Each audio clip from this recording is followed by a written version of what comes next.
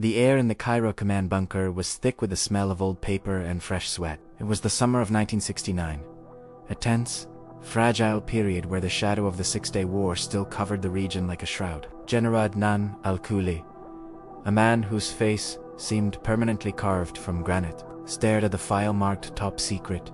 Source: the report detailed an Israeli deep cover operative. Codename: Yair Golan. The Phantom had apparently spent years manipulating communications infrastructure, providing Israel with a real-time feed of encrypted movements. The source data, a dizzying tapestry of financial transfers, brief satellite intercepts, and compromised low-level informants, was utterly convincing. Cooley didn't care for the details. He cared about the consequence. If Golan was real, Cooley's planned coastal defense, realignment, a very movement designed to deter the next Israeli advance, would be instantly compromised. With a shaky hand, Cooley pushed the button on his intercom. "Scrap the coastal plan," he ordered, his voice raspy. "Redeploy the 11th Brigade immediately to the Sinai interior. We'll hunt this ghost down where he cannot hide."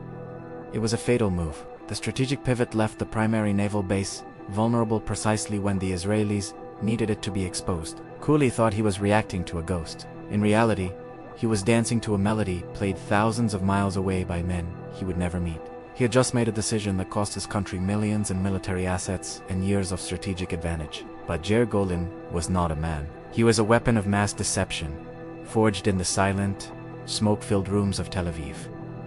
A legend designed not to gather information, but to deliver calculated lies. To understand how a file containing only fabricated details could unravel the military structure of an entire region, we must return to the period of despair that followed 1967. The war had been swift, devastating, and defining. While Israel had secured an overwhelming victory, the intelligence community knew the next round would be different. They couldn't rely solely on surprise or conventional military superiority. Israel was surrounded by nations thirsting for retribution, backed by increasingly sophisticated Soviet technology. The problem, as articulated by Meir Amit, the Mossad director at the time, was not surveillance, but *influence*. "We know what they are planning," he argued during a frigid internal briefing. "But we need them to think*. We know something else entirely. We need to control the enemy's internal narrative, force them to fight phantoms." This was the birth of Operation Echo Chamber, spearheaded by a small, isolated unit within the Mossad known simply as the Department of Special Influence. Their mandate: create the perfect liability, a deep cover agent so effective, so critical to Israeli security, that the enemy would spend all their resources hunting him up. Crucially, would reorganize their defenses based on the need to evade his phantom eye. The team meticulously designed Yair Golan. He was a slightly flawed, overly ambitious communications specialist, supposedly disaffected by the kibbutz movement, who had been poached by Israeli intelligence. This fabricated backstory was vital. It made him relatable, believable, and fragile enough to be discovered. They began by creating a digital footprint that didn't exist. Small, untraceable financial transactions, bouncing from Geneva to Beirut. A series of coded references hidden in obscure technical journals. A fabricated family history. They didn't just invent a man. They constructed a gravitational field of verifiable, yet misleading, data points. The plan was a slow, agonizing baiting process. The first step was planting a highly visible, yet untraceable, piece of the puzzle. This was done in the heart of the enemy's counterintelligence operations in Beirut. The Mossad used a low-level Aseta board clerk at the Syrian embassy in Lebanon, easily tempted by cash and status to discover an abandoned, encrypted briefcase. Inside, a flash drive containing what looked like a clumsy data transfer attempt. Cut short, the drive held a fragment of a file concerning Golan, just enough to pique interest, but not enough to prove anything. The clerk, fearing execution if he didn't report the find, delivered it. The Syrian counterintelligence Mukhabarat immediately went into overdrive. They had stumbled upon gold. The Mossad team, watching from a distance, felt the initial surge of triumph. The bait was taken. But then, the operation hit its first invisible snag. The Syrian team didn't hand the data directly to the Egyptians, as anticipated. They decided to vet the data themselves, meticulously. They had a reputation for caution, and the accidental nature of the find smelled suspicious. They ran facial recognition on the fabricated passport photos found on the drive. They tracked the bank accounts, and they found a match.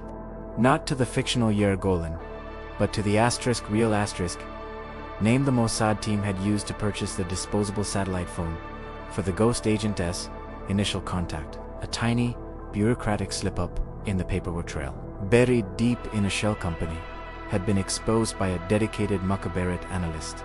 The Mossad team realized they had built a house of cards that was about to be blown down by a forgotten utility bill. If the Syrians presented this inconsistency to the Egyptians, the entire ghost operation would evaporate, leaving the Mossad exposed and the ghost had to become real, immediately, but without ever appearing in the flesh. The heat in Athens was a physical presence, heavy and suffocating, thick with the smell of roasting lamb and diesel fumes. Shimon, the Mossad handler, responsible for managing the ghost's information flow, adjusted the mini-ear lens hidden in his jacket button. He was waiting near the main Piraeus post office, sweating through his shirt, watching the street. The problem wasn't the Syrian Mukhabarat. That was manageable. Their immediate threat was Colonel Tariq al-Hassan, the lead Egyptian counterintelligence officer, now assigned to the Golan file. Tariq was known for his cold precision and his ability to separate noise from signal. He was demanding a confirmation, a concrete act by the agent that proved his existence and capability. The Mossad team couldn't provide a signal. They had to provide an event asterisk. Shimon leaned back against the cool stone wall of the building. The tension of waiting was a dull ache behind his eyes, far worse than any firefight. He pulled out a crumpled pack of inexpensive Greek cigarettes. He didn't smoke, but the ritual helped ground him. He focused on the small details: the rhythmic squeak of a ceiling fan in the bakery across the street, the distant cry of a street vendor.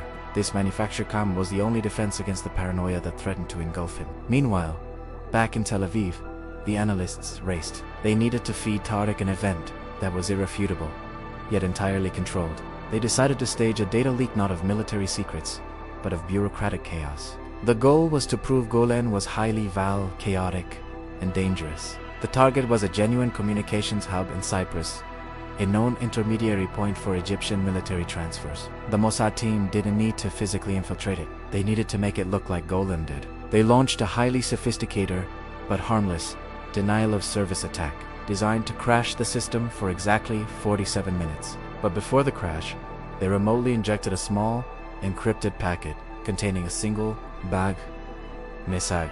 The desert road is cold. This packet was designed to look like a critical transmission from Golan that failed midway. Colonel Tariq received the report 48 hours later. The packet, recovered by Egyptian technicians, was analyzed, and the vague message was interpreted through the lens of their existing fear. The desert road is cold. They assumed it meant the Sinai supply routes were exposed. Tariq was skeptical, but the technical data, the physical intrusion into the communications center, was real. He's communicating to Islay, Tariq noted in his internal memorandum. Why is he bothering with these small, cryptic signals? Unless quotes. Tariq ordered his team to verify the one detail Mossad had accidentally allowed to be traced. The owner of the disposable phone, he was sending a surveillance team to the small, unremarkable address in Netanya, Israel, where the utility bill had been mistakenly registered. The Mossad team knew this was the end of the line. The address belonged to a retired bookbinder who had been recruited for a completely separate, low-risk observation task, completely unaware of Operation Echo Chamber. If Tariq's agents knocked on that door, the bookbinder would be exposed, and the entire fiction of Golan would collapse under interrogation. The War of Shadows was about to collide with reality. The Mossad handlers had less than 6 hours before S2 agents were due to cross the Jordan border into Israel disguised as European tourists. The air in the control room crackled with silent panic. We have to stop them, the mission chief, Eli, stated simply. We can't touch them, Shimon countered, his voice low. If we intercept their entry, Tariq will know we are watching him directly. That blows the cover entirely. Then we have to eliminate the threat at the source, Eli snapped. The Netanya address. But the bookbinder couldn't just vanish. That would confirm that Golan was a fabrication designed to distract from something else. Then, Shimon had an idea. Based on the very core of Golan's fabricated character, ambitious, ruthless, and desperate to protect his cover. We don't remove the bookbinder, Shimon explained, sketching rapidly on a whiteboard. We let the ghost eliminate his own trail. We turned the vulnerability into proof of Golan's deadly effectiveness. The new plan was brutal and reckless. They would stage an event at the bookbinder's address that looked exactly like a cleanup operation carried out by a highly trained operative protecting his deep cover. A small two-man team, drawn from the Mossad specialist division known as Kiden, was dispatched to They arrived in the dead of night. Their mission: stage a violent, confusing home invasion designed to terrify the bookbinder into a state of temporary fugue, make it look like an extraction, and leave forensic evidence suggesting the attacker was highly professional and using specialized gear. The Kiden team used non-lethal gas and specialized stun munitions. The operation lasted 4 minutes. They made sure to leave behind a specific, traceable fiber and nylon we've used only in experimental Israeli military equipment on a broken window frame. They also electronically wiped the bookbinder's phone, implanted a fragment of the Golan-coded journal in his trash. The following morning, the bookbinder woke up groggy and traumatized, reporting a shadowy attack by men who spoke fluent Hebrew and disappeared into the night. Colonel Tariq Esporta team was halfway to Netanyahu when they received the urgent coded transmission. The bookbinder had been extracted by his Israeli handlers. The trail went cold. Tariq's initial suspicion that the bookbinder was a genuine asset, now eliminated by his handlers to protect the deeper age. The new narrative was terrifyingly simple. Golan was so effective, and his information so sensitive, that he was willing to ruthlessly eliminate any link, no matter how tenuous, that threatened his exposure. The nylon fiber, the wiped devices, the professional silence of the attack, it all pointed to a vast, invisible network run by a single, terrifyingly effective man. The mission, which had been on the brink of catastrophic failure due to a utility bill, was instantly saved by controlled chaos. Tariq stopped hunting for proof of Golan's existence. He began hunting for Golan's next move, forcing him to shift his entire counterintelligence focus away from real threats and toward the phantom. The subsequent 2 weeks were dedicated to maintaining the illusion of Golan's pervasive reach. The Mossad team created Golan's network, a series of fabricated contacts, coded messages, and fake asset transfers designed to sow paranoia across all command levels in Cairo, Damascus, and Amman.